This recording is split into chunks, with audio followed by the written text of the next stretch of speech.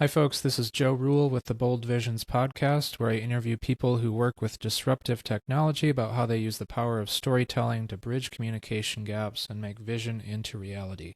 Show notes and links for this episode can be found at raconteuranimation.com/podcast. And as always, this episode is sponsored by Raconteur Animation. Today on the show is a bit of a wild ride. I spoke with Daniel Theobald. He has decades of experience leading research scientists and teams of engineers in developing cutting-edge robotics technology. He has 67 issued patents and over 30 patents pending. He achieved a perfect academic record and was chosen by the faculty at MIT as the engineering student most likely to make a significant impact on engineering and humanity, and he also received a prestigious Hertz Foundation Fellowship. In 2018, Daniel founded Vecna Robotics, now a global leader in autonomous forklifts. In 2014, he co-founded MassRobotics, a nonprofit dedicated to the global advancement of the robotics industry. His passion project right now is agriculture mechanization at Twisted Fields Research Farm on beautiful Rancho San Gregorio, and he is currently focused on helping large organizations successfully automate through his latest startup, Mekable.com. And he is dedicated to the idea that technology can be used to improve life for everyone on the planet. And we do definitely dive deep into that. In this episode, we talk about how Daniel met the father of the hydrogen bomb, which, spoiler, is a character in the film that came out recently, Oppenheimer. And so he met him as a boy. We talk about how that influenced him. We discuss how the teachings of Daniel's father and the Mormon faith influenced him as a leader. We talk about what it means to be a responsible engineer and the unexpected benefits of helping other people, which he has done in at least one or two of his companies to integrate that right into the business model. Then towards the end, we dive into the current problems with food production and how automation can help make food more sustainable and healthy for both humans and the earth. This conversation was, like I mentioned before, was a bit of a wild ride. I was extremely nervous through the whole thing, and Daniel is basically an encyclopedia of knowledge on entrepreneurship, leadership, robotics, even philosophy, I would say. So grab a notebook, notepad, and a pencil, and I hope you enjoy this wide-ranging conversation with Daniel Theobald. Welcome to the show, Daniel. Thanks for being here. It's my pleasure, Joe. Happy to be here. So I thought we could start out, hopefully, someplace fun, maybe a fun story for you to tell. I heard that early on you met a guy named Edward Teller, and I wondered if you could talk about who he is and how you met him and kind of the context around meeting him, and maybe what impact that had on you and your life. Yeah, I'd love to. It's actually a really important part of my development as an engineer and as a person. I was very fortunate. I didn't realize how fortunate at the time. I took a lot of it for granted, but I was very fortunate to grow up in San Jose, California, part of what is now known as Silicon Valley. It wasn't then. And I attended a great high school, Independence High School, one of the largest high schools in California. Actually, we had 4,000 students. And, I was just very fortunate growing up in this area that I had access to computers and technology and education about those from a very early age. And again, I had no idea how unique this experience was. I just assumed, computers were everywhere. This was back in the 70s and 80s. And I was very lucky to be able to attend one of the world's first elementary schools that had a computer lab. We had Commodore PET computers, and then I think some Apple I's. And, just through elementary school, middle school, high school, I had access to programming classes. And, the languages were a bit different then. But, I learned BASIC and Pascal and some Fortran, languages that aren't really used that much anymore, but, were sort of a great place to start.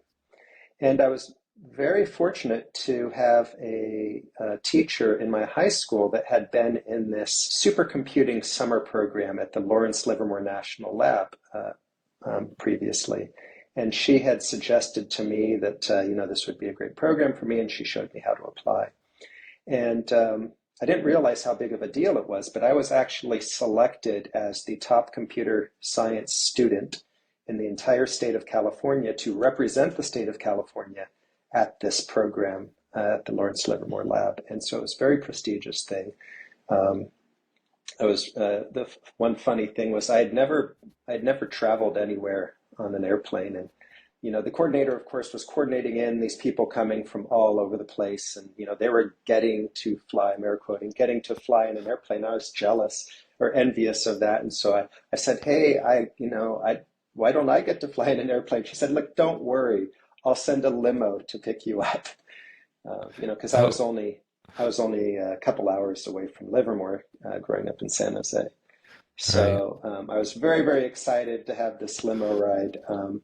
But I got to go to this program, and it was just absolutely fascinating. I got to meet a lot of really great people from all over the country, many of which who ended up at MIT with me later on.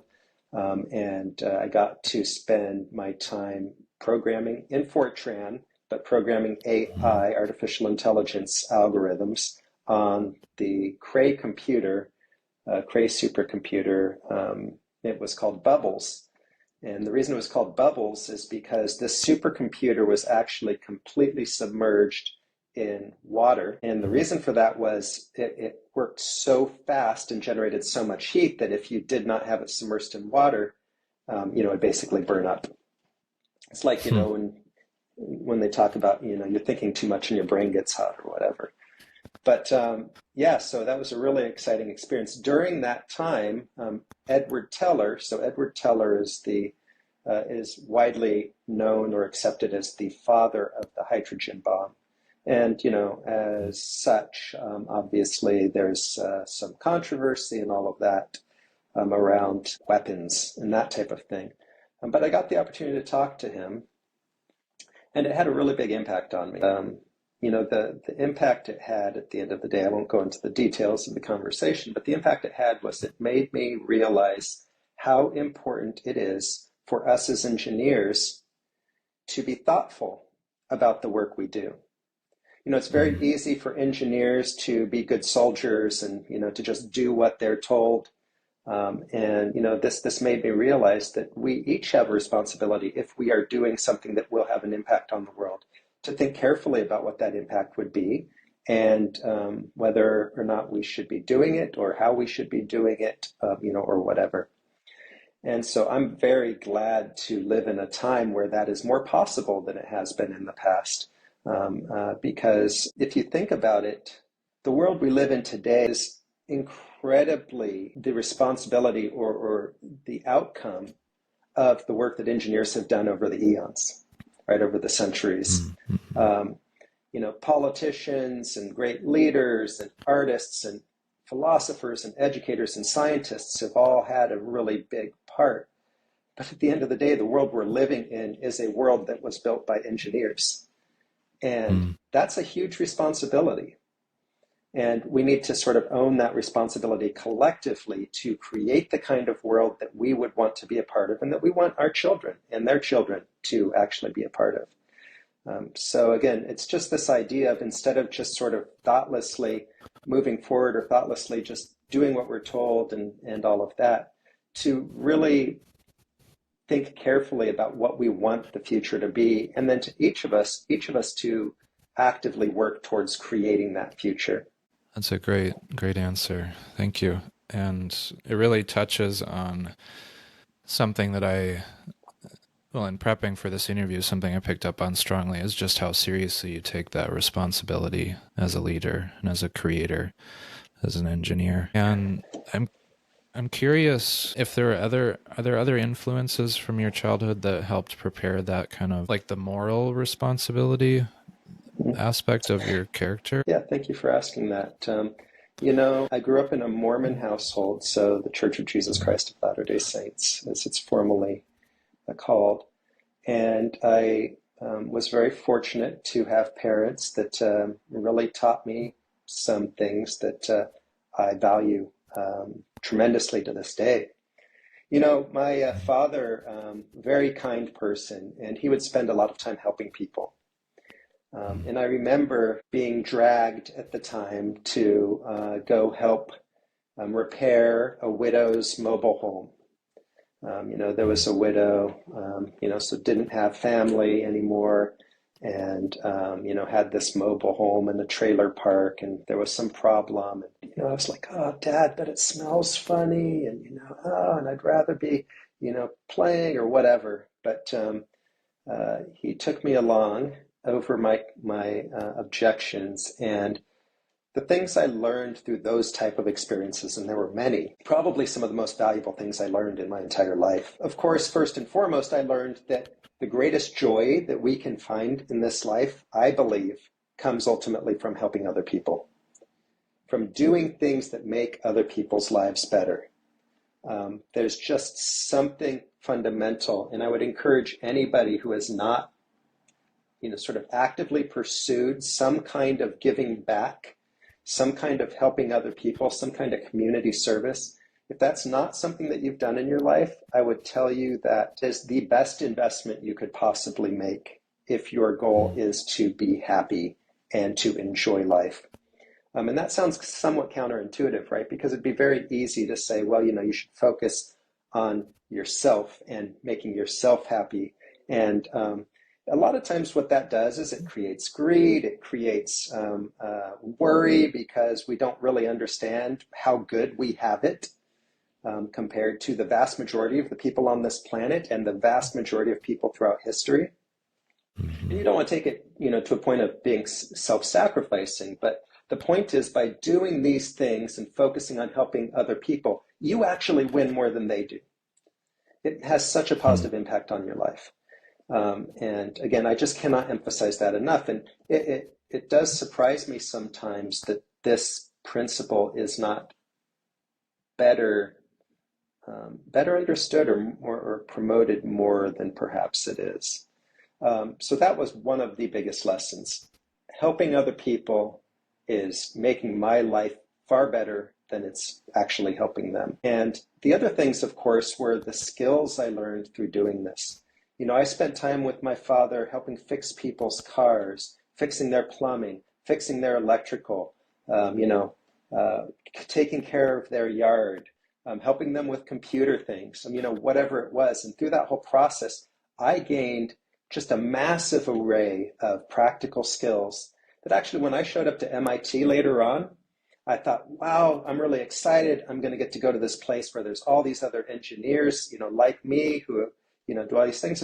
And everybody's different, not judging, but, I was kind of surprised actually when I got there that a lot of my fellow students, had never changed the oil on a car, had never, built something with their own hands up until that point, didn't understand the basics of electricity or plumbing or these kind of things. And that's understandable, right? We're in a world now that has really gone to sort of an extreme of specialization. As a matter of fact, a lot of times people take pride in it. Whereas, in the past, a lot of times this idea of people being generalists, jack of all trades, Renaissance person, whatever the title was more valued. And these days it's like, no, I don't do that, and I don't do that, and I don't do that. This is what I do. And again, that's valuable. That has produced a lot of good results for us. But there is a lot of joy, I think, in understanding other professions, understanding other disciplines. Because I'll also say that throughout my career, most of the innovation, most of the ideas I've had have come through the cross-pollination of bringing something from another domain into the problem domain that I'm trying to solve for. I can't tell you the number of times during robotics that, I'll have some insight from, some plumbing project that I did in the past, or some building project that I did in the past, which most people say, oh, well, that's not really relevant. But, when you're building stuff, all the principles are generally the same. So, yeah, I really appreciate my father. I appreciate my upbringing that taught me these values. A lot of emphasis on health, too. And, I think the other formative thing for me was growing up Mormon. One of the things that you focus on or that you're taught is to give, to give your money, right? The Mormon Church actually has you pay tithing. 10% of your income goes to the church. And most people, I think, would say, wow, that's crazy. No way. And for me, growing up in that, it was incredibly valuable to learn to give willingly, to say, you know, I have this money, it's mine. I can make a decision about what I want to do with it. And I'm willingly going to give it to this charitable organization. It taught me to give. It also taught me not to be too attached to, you know, to money and to wealth and to finances. And thankfully, I have more than enough money to survive, to meet my needs, and I can focus most of my efforts on, you know, making the world a better place, helping other people.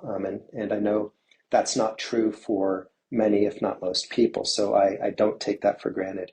But you know, what I learned was whether you have a little or a lot, again, giving of your time and resources to help other people, that's the stuff that, for me at least, has made life worth living and brought me a lot of joy. It's really cool.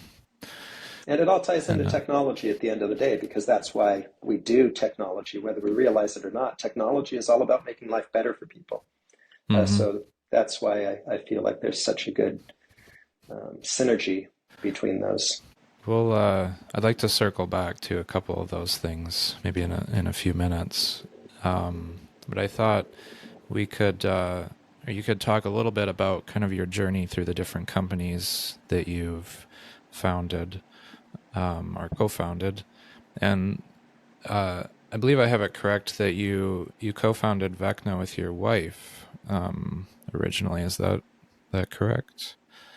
Yeah, First. actually, so to be technically correct, I started out Vecna Technologies as a sole proprietorship in 19, I believe, and was primarily doing consulting work. And so I took a bootstrapping approach. And what that means is I basically didn't go out and get somebody to invest in my company. I didn't borrow money. Instead, I said, okay, I'm going to go work my butt off, and I'm going to make money, and I'm going to use that money to try and, you know, build this company. And was able to do that very successfully. It is not, in some ways, it's not the easiest path, but there are a lot of advantages if you can do it. So I started out as a sole proprietorship. Things were going well, and then in I think January of 1999, formally incorporated Vecna Technologies, and that's when it was co-founded with my wife of the time, Daniel Theobald. She's an amazing person, aerospace engineer from MIT. We actually met at MIT. And yeah, that was a fun time. It was really exciting. Very cool. Can you give kind of like a rough overview of the paths of the different companies you founded then, from, you know, starting there in 1998, 99, and then going through the different ones up to the projects that you're working on right now? Yeah, so Vecna Technologies started out, I mean, my interest was always robotics. And, you know, right out of school, I completed my master's degree at MIT in the Artificial Intelligence Laboratory. And there was this really cool new programming language at the time called Java. At the time, nobody had heard about it. And one of the other grad students in the lab had been working on a little project using Java. And he said, wow, this language is great. You should check it out. And so I ended up writing my entire thesis in Java.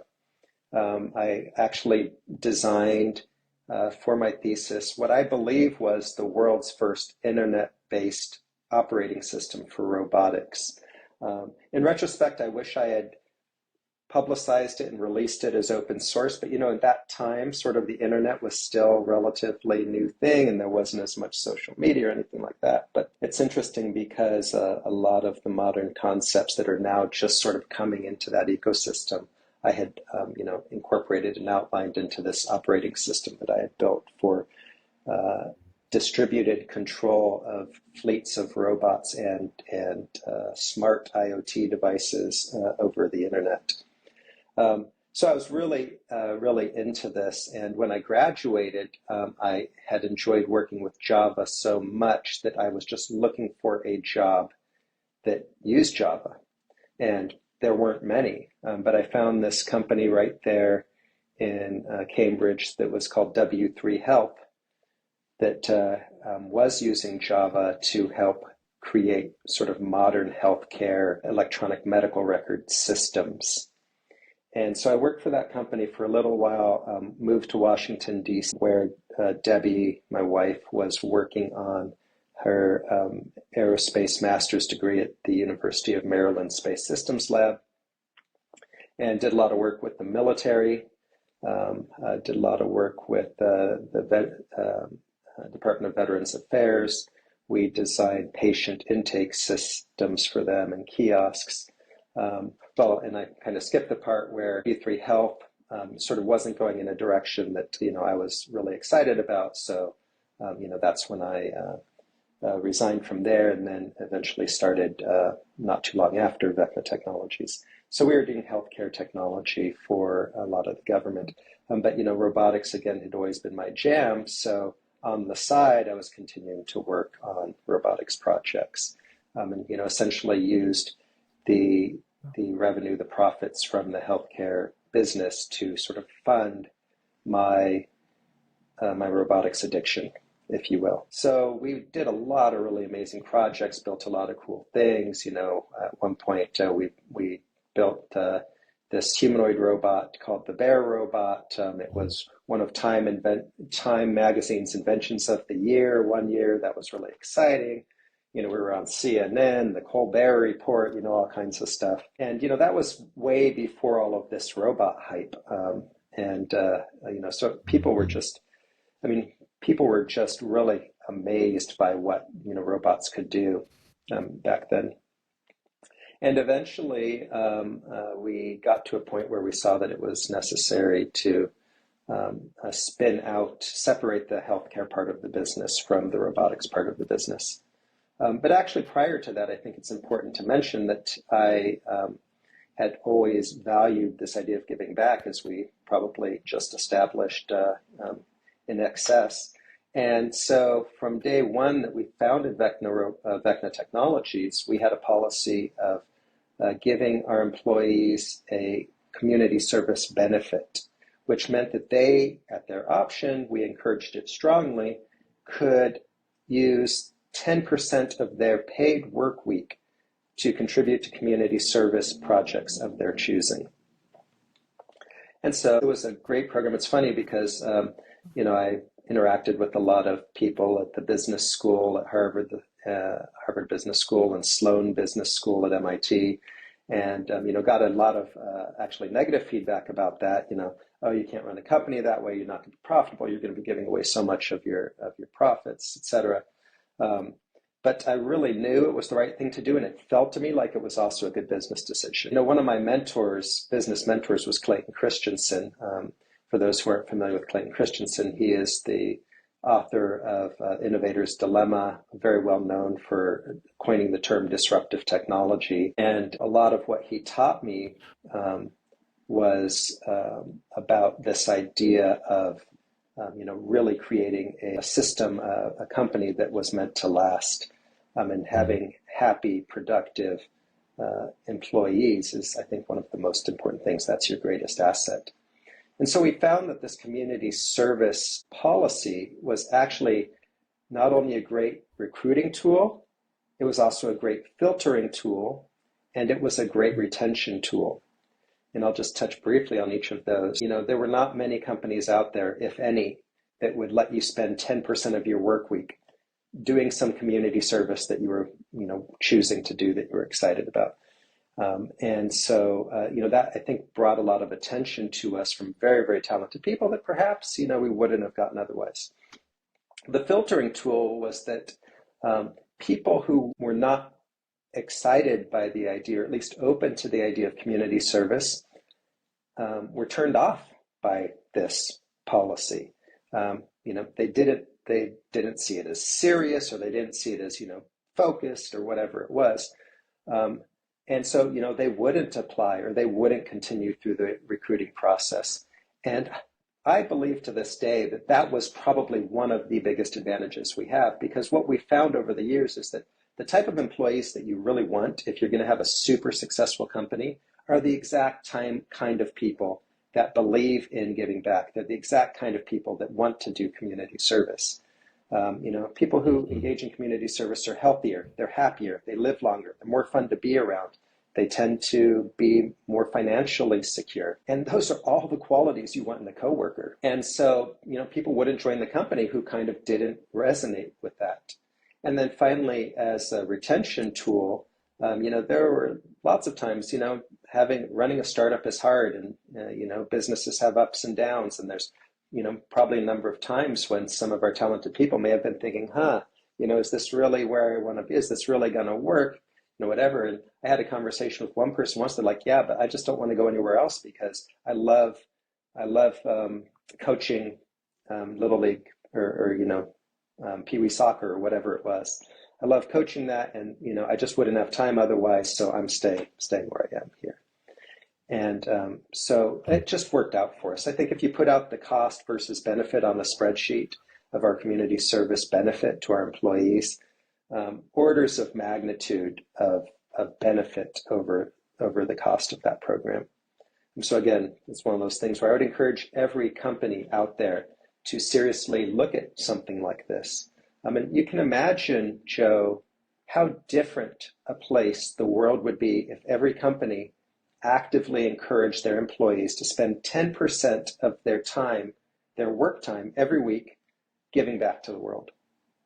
It would be transformative. And, so that's something that I think would be really great. But anyway, to that point where I was going with all that is one of the community service projects that myself and some of my coworkers did was we realized that the robotics industry really needed a organization to help bring people together and move it forward.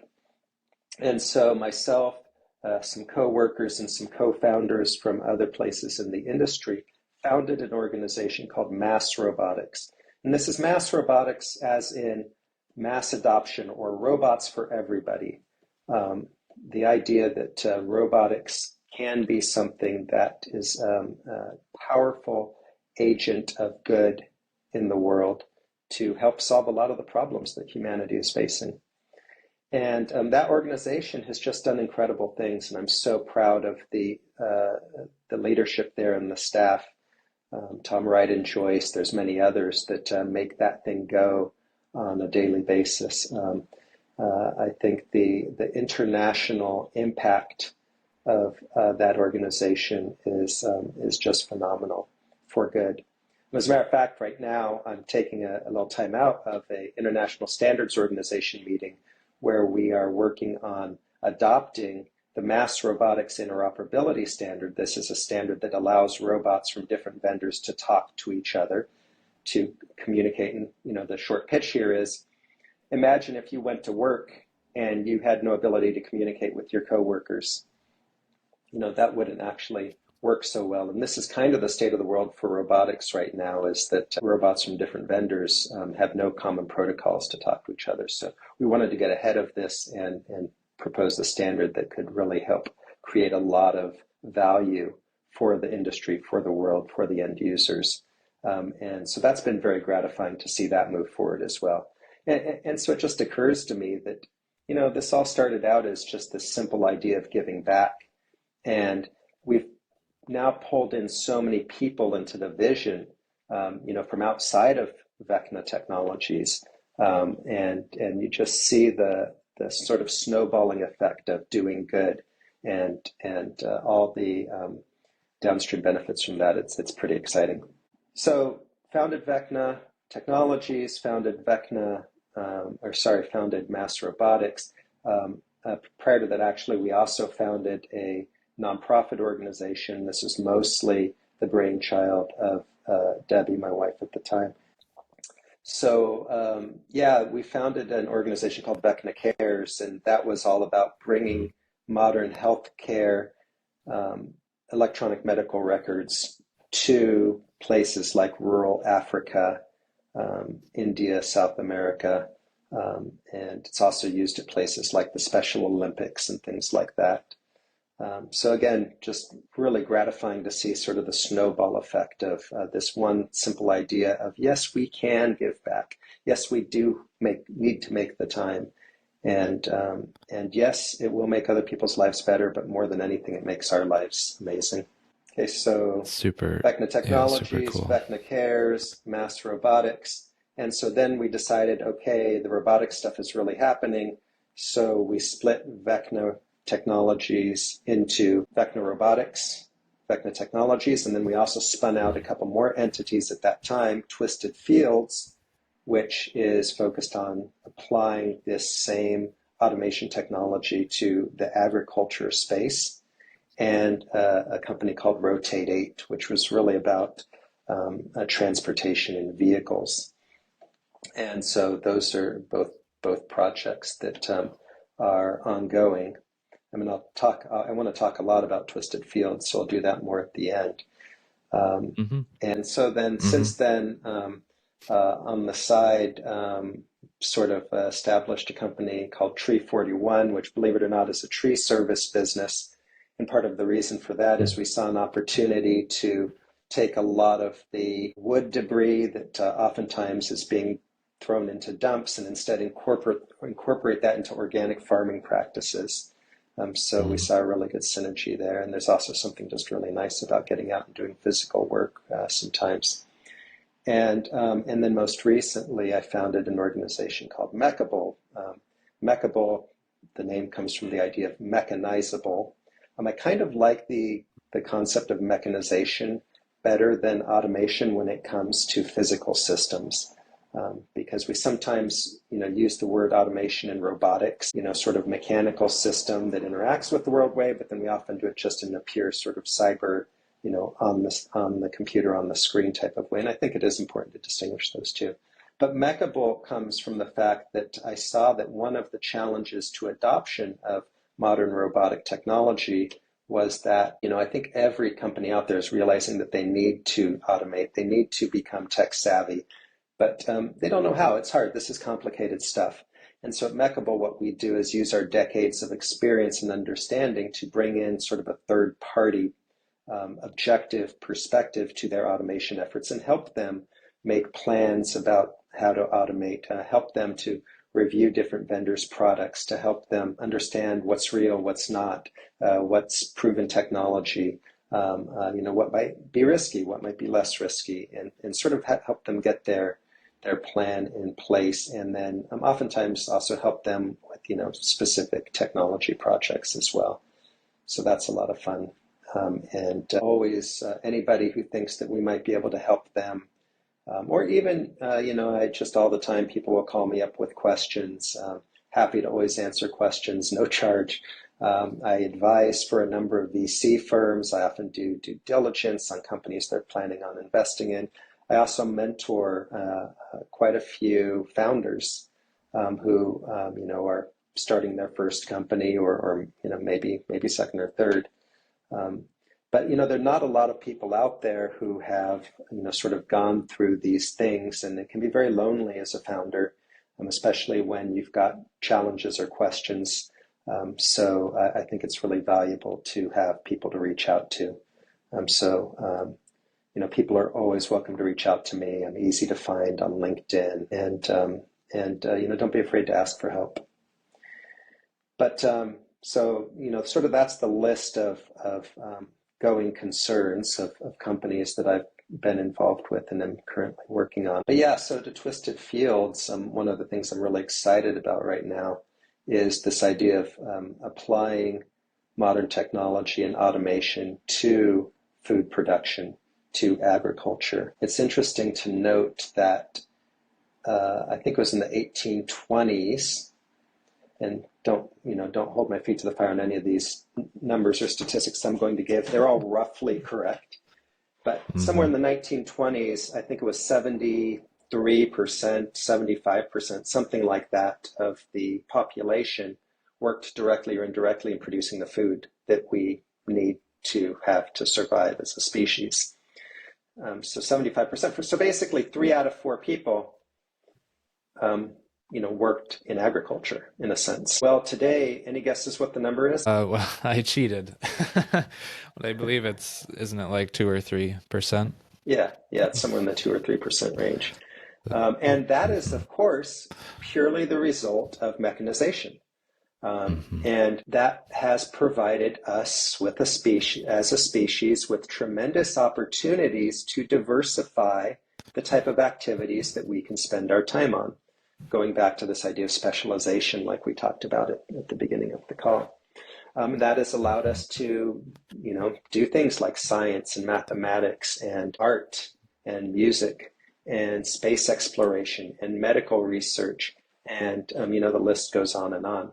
A lot of activities that in the past would have been considered luxury activities or activities that are only available to the elite. We now all get to participate in these things in a sense, to varying degrees. And that's because we have created time for ourselves by automating what used to be incredibly human labor-intensive tasks, producing the food that we eat. Now, this has come at a cost as well, because the type of automation technology that we had in the past wasn't as smart as it is today and was, capable of some very basic things. So we learned how to build machines that could allow a farmer to now effectively farm, hundreds of acres by one person. So that's the tractor, the combine, a lot of the plow, a lot of these technologies, seeders. And there's certain types of crops, that type of mechanization, which is why you look at our diet right now, which is in general not great for most people. And it's primarily made up of things like corn and soybeans and wheat. And those grains are great when used, sort of in the right balance with more healthy things like leafy greens, vegetables, fruits. But we've kind of gotten out of whack with that, right? Everything's made out of corn. And as a result, we've got a lot of health problems, right? Our healthcare system is paying a large, large price. Diabetes is out of control, one of the number one health problems, one of the number one costs in our healthcare system. And, a lot of that cost goes to the government, to the taxpayers. So we have room for improvement, right? The mechanization has created a lot of value, but it's also created problems. And now this smarter wave of technology, I believe, can help us to solve some of those problems and return us to a more sustainable, more healthy, both environmentally and for our own bodies, way of producing food. But we've got a lot of work to do to get there, right? If you go to the grocery store, someplace where you could get healthy organic vegetables, broccoli and lettuce and kale and these type of things. Brussels sprouts, one of my favorite. Brussels sprouts are oh so good. We see that the price tag is oftentimes an order of magnitude higher than buying that bag of chips. And so for many people, buying this high-priced, organic, healthy food is just out of their budget. It's out of their reach. It's not a possibility for them. So we basically are, in some sense, forcing people to buy food that ultimately isn't helping them to be healthy, and then paying the cost of that on the back end on the healthcare system. There are these so-called food deserts as well, where families who don't have the resources that others might, they get all their food from the corner store, and it's the bag of chips and the soft drink. And that's just disastrous for your health over the long term. So our goal is to try and create technology to allow us to grow the type of crops that people actually should be eating, make them delicious, make them nutritious, and most importantly, make them affordable. And the challenge with that is labor and scale. These type of crops are labor intensive even today. That's why they cost so much. Cutting, harvesting Brussels sprouts, you see a whole crew of workers out there in the fields individually by hand. And there are some machines that are, being designed or have been designed to help harvest some of these crops. But, we're still not there yet. There's so many aspects, the crop surveillance, the planting, the weeding, the harvesting, the processing. And these are all things that if we can figure out better ways to do them, we can make healthy foods more available to everyone on this planet. And as a result of that, everybody's going to be healthier. They're going to be happier. Our healthcare costs are going to go way down. The quality of life is going to go way up. And people are also not going to be out there doing jobs in the fields that are breaking their bodies. We can use the robots, and I'm not suggesting we get rid of people by any stretch. What we want to do is we want to use the technology like we always have, in a sense, not to replace people, but to empower them. We use technology to make people more productive, to allow them to focus on the high value tasks and have the robotic or automation technology do the repetitive things where, that human touch is not adding any value. And certainly this leads to some people having concerns about jobs. So, you see a lot of hype, and it was worse a few years ago, but a lot of hype about, robots are going to take all the jobs and we're all going to be unemployed. I remember driving down from San Francisco back to the farm one day and seeing a big billboard that said, if you were already retired, a robot wouldn't be able to take your job. And, it was for like some retirement planning service. And, so there's just a lot of fear, uncertainty, doubt, FUD about that. And I think it's counterproductive, quite frankly. There's a lot of media, there's a lot of clickbait on, robotics and AI is going to take over, is going to revolt, it's going to destroy the world. And that's most likely not going to happen. And, that might be a topic for another day. I actually just did a podcast that just came out on Futurized about AI and, trying to help the layperson understand that the Hollywood style threats are likely overblown, and that we need to not do things that necessarily slow down our ability to, learn about creating these great types of tools, but instead just be thoughtful about how we do it and make sure that they're being done in a way that is beneficial to all. But so this is the idea. Can we use technology to produce healthy food economically? And so as part of that, we're involved in a lot of activities. We are building a really exciting IoT, Internet of Things platform that, again, the focus is very, very low cost. So farmers around the world, warehouse operators, any industry could really use these things, but the idea is to really make it available for people to start to automate repetitive tasks in a way that allows the system as a whole to be smarter, allows you to have more information to make good decisions.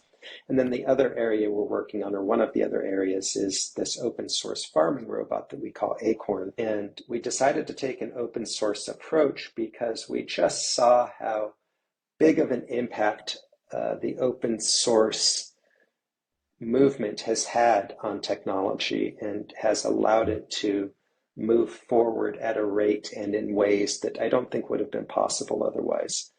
Almost every, if not every, probably every company out there that uses technology is using a lot of open source software. And it has just been, my hat really goes off to the people.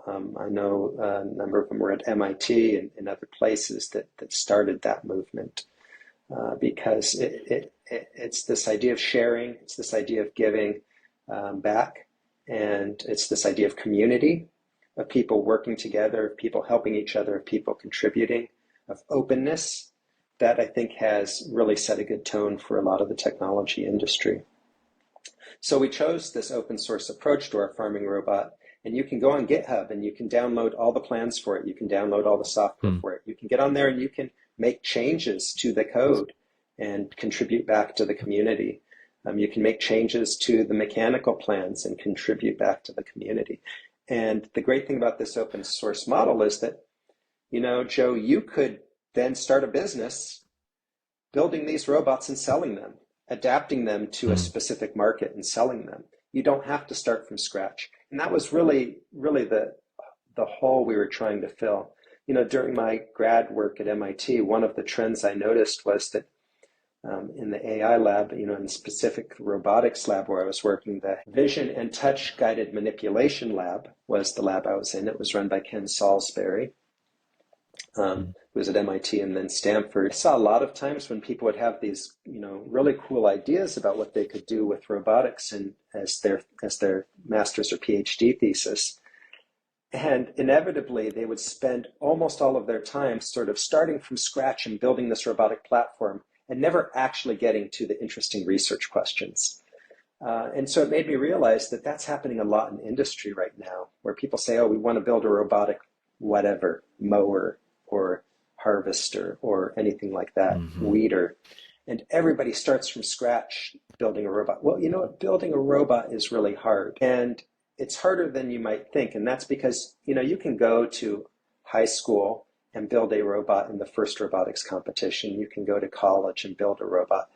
But these sort of academic level robotics that, are used in the lab are very different from something that is required to, one, be cost effective, two, work reliably day in and out, three, work safely in the real world.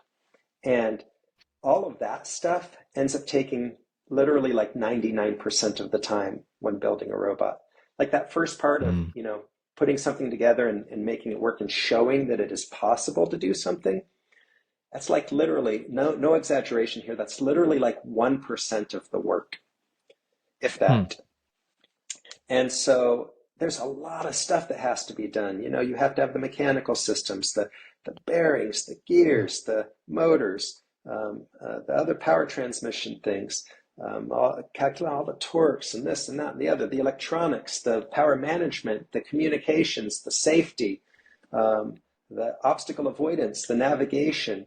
The list just goes on and on of all of these things that are necessary and very important, but there's no value in everybody building all that stuff from scratch. As a matter of fact, it's a detriment if everybody builds all that stuff from scratch from, again, a reusability, interoperability point of view. So our vision was, we have experience to build this stuff. We could build all of these hard parts and provide a base platform that could then be a starting point for people to then build an app on. Just like, I'm talking to you on an iPhone. I've got my Android phone as well. People can go and they can build an app on these phones very, very quickly now because someone else has done a ton of hard work, right? They've put cell towers everywhere. They've built the hardware. They've figured out how to have very small batteries that last a long time. They've figured out the wireless communication aspects. They've figured out security. They figured out the user interfaces. They figured out how to do over-the-air updates. They, again, the list goes on and on. And you can think about it, right? If that high school teenager had an idea and wanted to build an app, but had to start from scratch, right? He or she would have to build the cell towers, like build all the hardware, like, and this is how it used to be.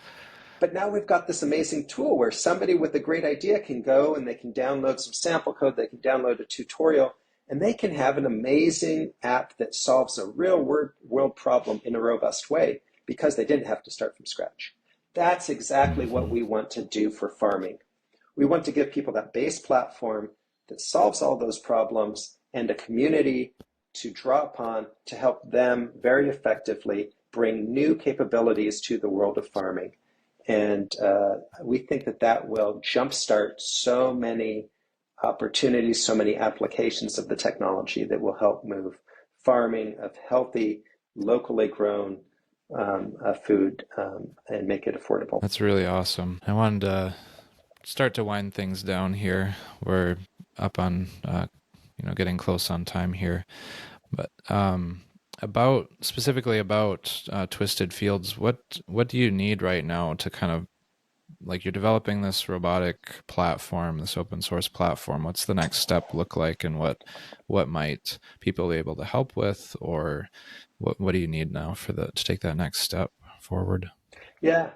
That's a great question. I appreciate that. Well, certainly any donations are greatly appreciated. As you can imagine, it's expensive to do this, and we are doing it as a gift to the world, and appreciate all the financial support that people are willing to offer to help us do it better and to help us do it faster.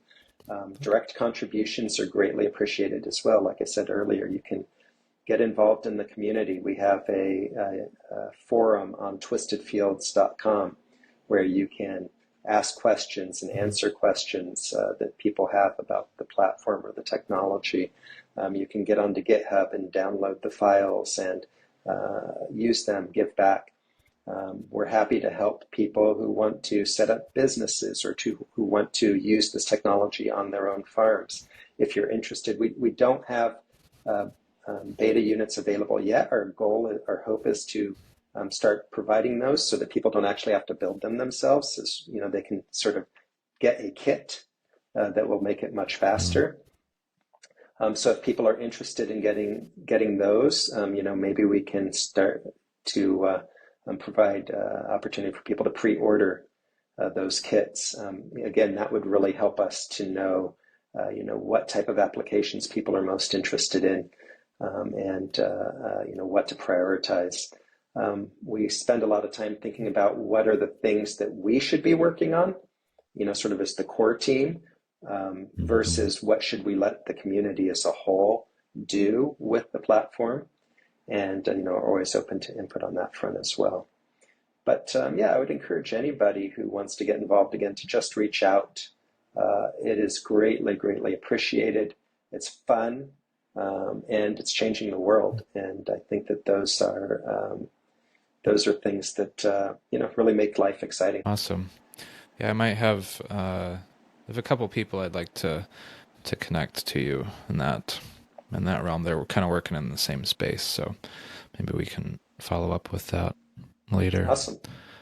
But we can wrap it up here. Thanks again, Daniel, so much for coming on and kind of sharing your story. I mean, there's so many other things I'd love to ask about. I think we could talk for hours. There are many rabbit holes we could go down. For sure. But I really appreciate your perspective on leadership and just essentially the heart that you bring to what you're doing. And it's a strong value that I have as well. So thanks for putting that out into the world. No, I appreciate your help in getting the word out too. I guess the parting thought is people are what matters. People are the point. And when we lose sight of that, things tend to go horribly wrong in human history. People are the point. Everybody matters. We have to be practical, and we need to be realistic. But at the end of the day, we need to not lose sight of the fact that people matter, and we should always have that as our first thought.